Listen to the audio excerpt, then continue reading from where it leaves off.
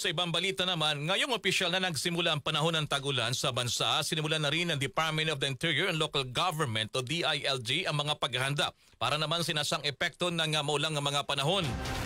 Pinagana na ng ahensya ang kanilang Operation Listo, kasunod na rin sa naging direktiba ng Pangulong Bongbong Marcos na tiyaking nakahanda ang lahat ng lokal na pamahalaan sa bansa sa panahon naman ng kalamidad.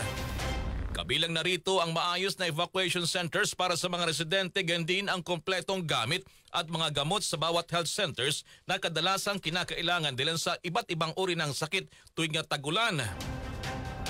Ipinagutos na rin ang pagsasagawa ng simulation drills o pagsasanay sa mga responders upang maging handa sa oras ng pangangailangan tulad ng mga malawakang pagbaha, storm surges o daluyong at pagguho na rin ng lupa. Samantala, pinamamadali na rin ng Office of Civil Defense ang pagpasa sa isang panukalang batas na layong mas patatagin pa ang disaster response sa bansa.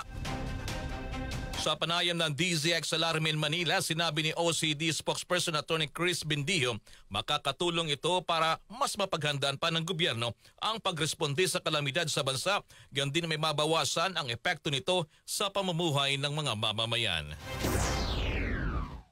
Ito po kasi sa aming pananaw, ito pong state of imminent disaster. Ito po ay first of its kind legislation. Kauna-unahan po ito globally.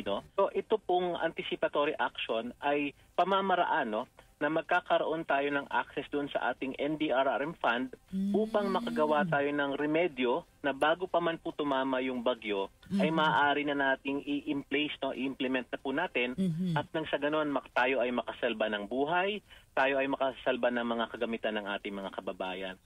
Mabibigyan po tayo ng pamamaraan upang makakilos, upang makapaglaan ng pondo, upang makaiwas po sa posibleng epekto ng slow onset disaster.